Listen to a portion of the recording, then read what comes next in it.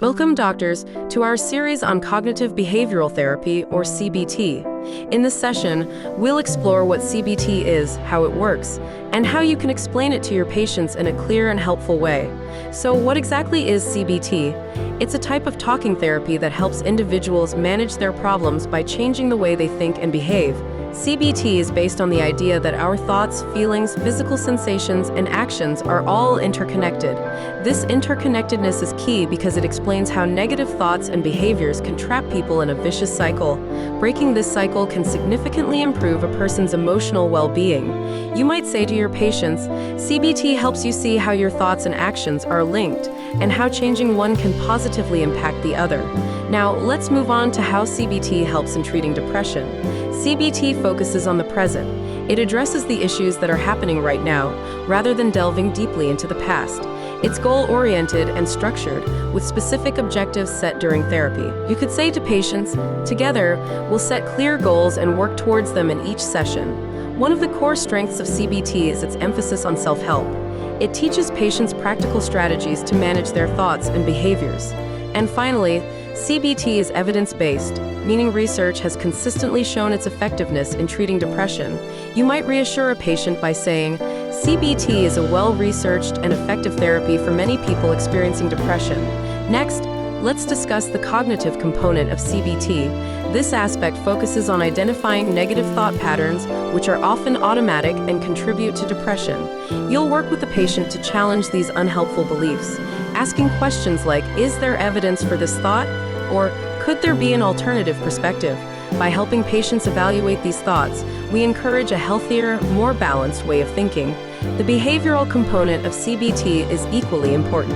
It involves encouraging patients to engage in activities they enjoy or find meaningful, known as behavioral activation. You can explain, we'll gradually reintroduce activities you enjoy to help lift your mood. CBT also uses exposure techniques to help patients face and overcome situations they've been avoiding. You might say, we'll take small steps to confront things that are causing you anxiety, helping you build confidence over time. CBT also offers a variety of techniques to help patients stay on track. Thought records allow patients to log their thoughts, feelings, and behaviors, which helps identify patterns. Cognitive restructuring is the process of replacing negative thoughts with more balanced ones. You might tell your patient, we'll practice reframing your negative thoughts into more helpful ones. Another practical tool is activity scheduling, where you help patients plan activities that boost their engagement and pleasure. In addition to these core techniques, CBT often includes problem-solving skills, relaxation techniques like deep breathing, and homework assignments. It's helpful to explain, these exercises are designed to give you tools to manage stress and apply what you've learned between sessions. When explaining CBT to patients, a simple and clear approach works best. You can say, CBT helps you understand how your thoughts and feelings affect your actions. It's also important to emphasize that CBT is a collaborative process. You might add, we'll work as a team to identify and change unhelpful thinking patterns. When offering CBT as a treatment option, consider saying, based on what we've discussed, CBT could be beneficial for you. Would you be interested in exploring this further? This opens the door for the patient to ask questions and express any concerns they may have. Follow this up with, I can provide more information on what to expect from the sessions. Discussing the process of CBT is also crucial. It typically involves weekly sessions that last around 50 to 60 minutes. Let patients know, we'll set an agenda for each session, and I'll give you homework to practice what you've learned. Highlight that active participation is essential for success, both during and between sessions. The cognitive component of CBT focuses on helping patients identify negative thought patterns that may be contributing to their low mood. The therapist works with the patient to recognize these patterns and then challenges their realism by considering alternative perspectives. This process is known as thought challenging, where evidence for and against the beliefs is examined to develop a more balanced view. The therapist might say, we'll work together to spot patterns in your thinking that might be contributing to your low mood. Then, they might add, once we've identified these thoughts, we'll examine how realistic they are and consider alternative perspectives. In the behavioral component of CBT, the focus shifts to behavioral activation, which involves identifying activities that the patient enjoys or finds meaningful and incorporating them gradually into their routine. This approach helps patients face avoidance behaviors by creating safe strategies for confronting situations they have been avoiding. The goal is to help boost mood and build confidence through positive engagement in these activities. To explain, the therapist might say, "We'll identify activities you enjoy or find meaningful and gradually incorporate them into your routine." They could also add, "If there are situations you've been avoiding, we'll develop strategies to help you face them safely." CBT has numerous benefits for patients. Research consistently shows that it is effective in reducing depressive symptoms. Moreover, the techniques learned during therapy can be applied long after treatment ends, providing skills for life. By equipping patients with tools to manage future challenges, CBT also helps reduce the risk of relapse. It encourages patients to take an active role in their recovery, fostering a sense of empowerment. Setting clear expectations is important for successful CBT outcomes. Regular attendance and practice are essential, and while benefits may take several weeks to appear, patients are encouraged to stay patient and committed. Initially, addressing difficult thoughts and emotions can be challenging, but therapists provide ongoing support throughout the process.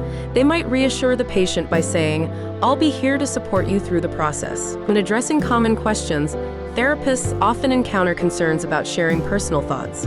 They might reassure patients by saying, "We'll proceed at a pace you're comfortable with." It's important to ensure that patients know they don't have to share anything they are not ready to discuss. Another common question is whether CBT can be combined with medication, to which the therapist might say, "Yes, CBT can be used alongside medication, and sometimes the combination is very effective." Some patients may ask what happens if CBT doesn't work for them. In such cases, therapists explain that other treatment options can be explored, stating, "If CBT isn't helpful, we can explore other treatment options." Another frequent question concerns the time it takes to feel better. Therapists typically explain that improvements may be noticed within a few weeks, although the timeline can vary for different individuals. Finally, confidentiality is often a concern, and therapists reassure patients by saying, "Yes, everything you share will be kept confidential."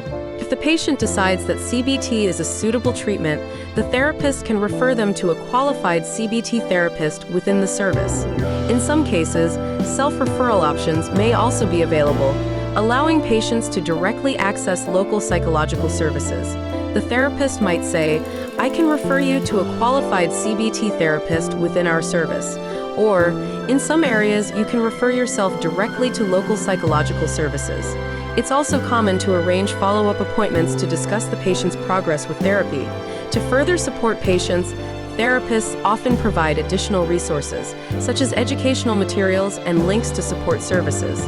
Patients can be directed to resources like NHS Choices for information on accessing CBT, or to organizations like Mind for Therapy options. Therapists might encourage patients by saying, "Remember, seeking help is a strong first step toward feeling better." Effective communication is essential in CBT.